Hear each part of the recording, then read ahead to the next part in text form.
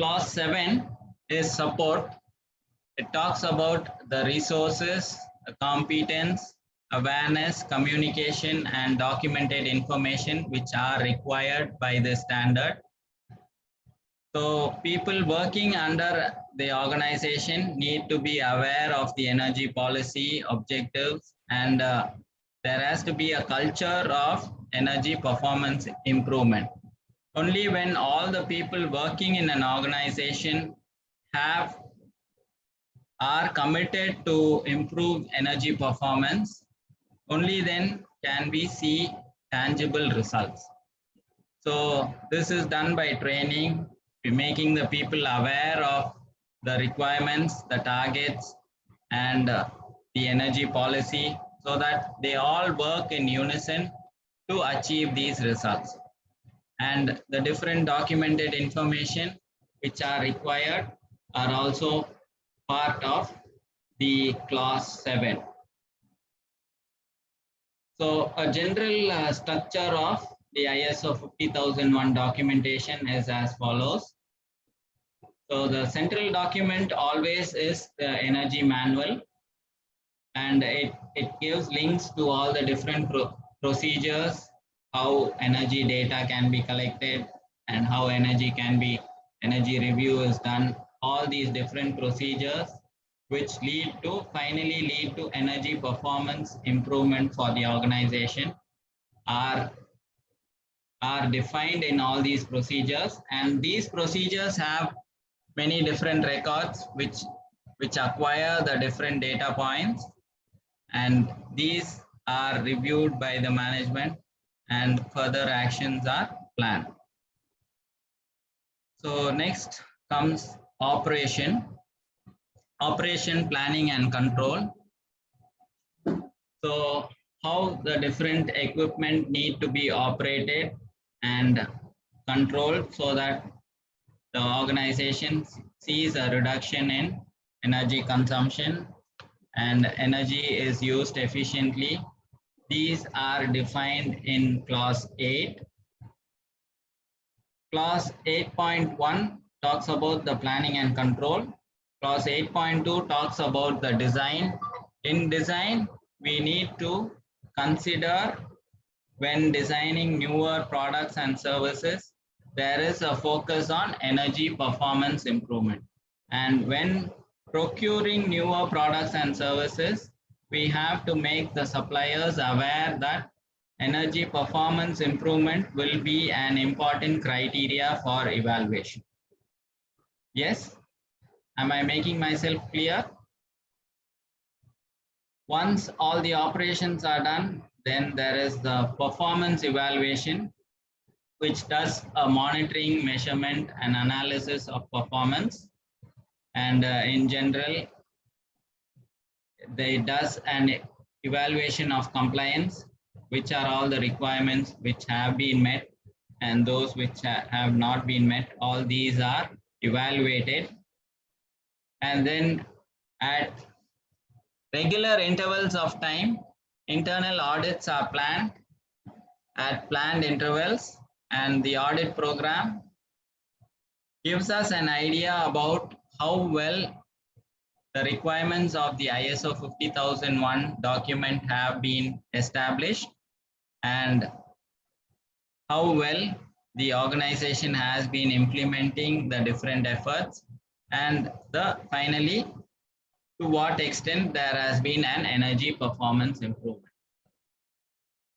And as you all know, clause 9.3 is management review. Management review gives us an idea, does a complete and thorough review of all the different activities the energy management team and the organization as a whole have done to improve energy performance. This is reviewed at planned intervals, and management plans further actions so that there will be continuous energy performance improvement. So the last clause is about improvement, which has two parts. One is corrective action and non-conformity, and continual improvement.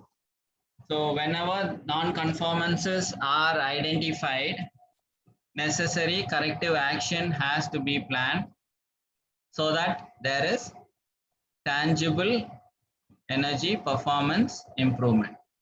And wherever areas where energy is unnecessarily being used, these are identified and the non-conformities need to be addressed. And we will have to deal with the consequences of a non-conformity. All these actions need to be planned by the organization. So, and continual improvement, there has to be continual energy performance improvement over time within the organization and within the scope of this energy management standard. So this is a brief overview about the different clauses of ISO 50001. I hope I have made myself clear. So next we see the different procedures which are mandatory for the ISO 50001. The most important one is the management responsibility. Next comes the energy policy, the legal and other requirements, the energy review, energy baseline, energy performance indicators. We need to have procedures about how these energy objectives, targets, and plans can be drawn up and how they have to be worked upon. Competence, training, awareness, communication, documentation control, all need to be having procedures.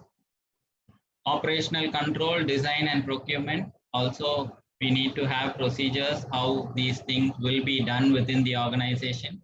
So there is clarity within the organization on how these activities need to be done and all people are aware of the requirements. Monitoring and measurement, evaluation of compliance, internal audit, management review, non-conformances, and control of records. These two need to have procedures. So once the energy manual and all these different procedures are set up, we can call an organization, certification body, and they do a two-stage audit to certify the organization to the ISO 50001 standard. First, they do a documentation audit, which reviews to what extent the documented information is adequate to meet the requirements of the standard.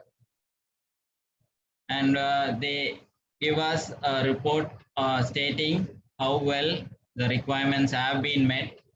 And next, once they may issue non-conformities which need to be addressed. Once these non-conformities are addressed, we go on to a stage 2 audit, which is a conformity audit, which ascertains the degree to which the conformity of implementation to the ISO 50001 standard is.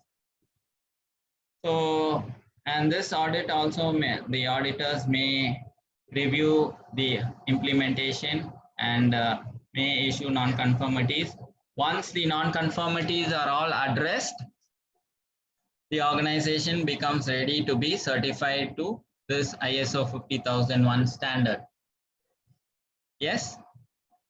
So once the certificate is issued, the organization can say it meets the requirements of the 50001 standard, and certifications are valid for a period of 3 years. Yes. So year after year, surveillance audits are done, and at the end of the 3rd year, before the expiry of the current certification, a recertification audit is done. Excuse me. So next, the contents of an audit report. The audit team leader reports the audit results. The audit report is a complete, accurate, concise, and clear record of the audit. It includes the audit objectives, audit criteria, audit scope, audit client, the details of the audit team, auditee participants, the dates and locations where the audit activities are conducted, the audit findings, and the related evidence. Finally, there are the conclusions and a statement on the degree to which the audit criteria have been fulfilled. So this is about the audit report. And after the audit is done, there is a follow-up which may be done during the next surveillance audit or may be planned in between also. So the status of the corrective action on non-conformities are reviewed by the auditor. These were issued in the previous audit. They verify the completeness and effectiveness of the corrective actions, and the auditor records the outcome of the audit follow-up and reports back to the certification body. Yes, so this will complete one cycle of audit. So I think that is all what I have for today. I thank all of you for your time, for your valuable time, and I hope I have given a brief introduction about the ISO 50001 standard. Thank you. We can be open to questions for maybe another 5 or 10 minutes. And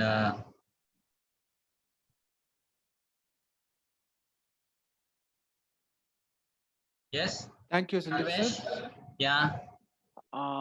You have done a very good session today. Okay. But dear participants, if you have any questions, you can ask Mr. Sandeep. I can also share, we can share a mail ID also, and in case participants want to send us an email and ask us questions, they can do the same. Yes? Yes, of course.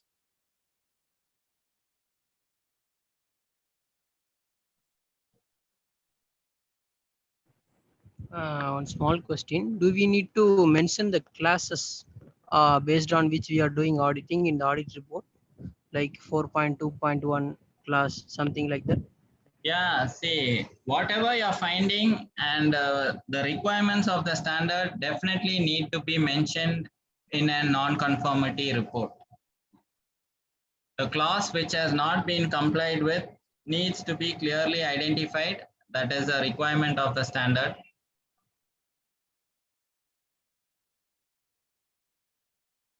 Okay, thanks. Okay. May I know your good name, please? Mohammed Siddiq. Okay. Thank you, sir.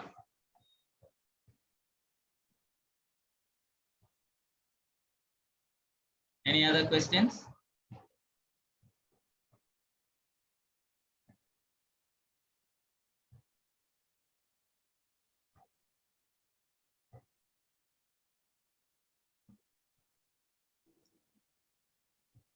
Hello, Mr. Sundeep.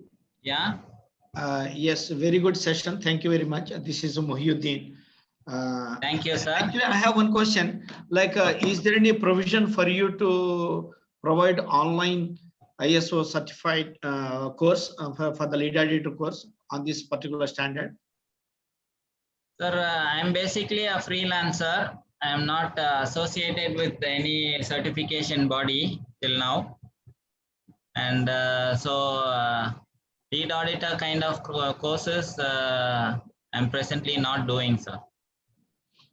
Okay, no problem. Okay, actually, Yeah. some of our friends are looking for online courses of ISO, any ISO, means ISO 9001, 14001, 45001. Yeah, yeah. If you know anybody, you can Yes, share with that so yeah. that we will contact them. Yeah. Thank you. Okay. Thank you, sir. Very good informative session. Thank you very much for the effort you did. MashaAllah. Very good. Yeah, thank you, sir.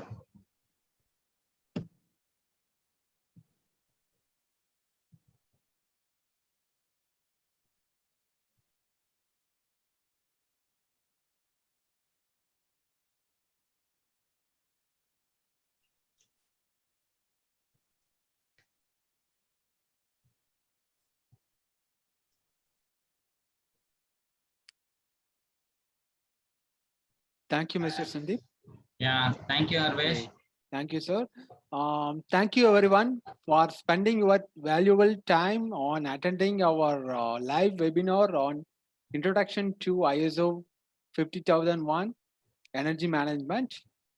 Let's please log on to our portal, enlighten.com. It's a www.enlighten.com. So you can explore more non-IT course certification courses on there. We will share you the later courses details. We will update you with all of our course details to your registered mail ID through mails. Okay, once again, I thank you for everyone for your participation. Hope you see you all soon. Stay safe. Thank you very much. Have a good night. Thank you. Yeah, Thank you, sir. Thank you. thank you very much, sir.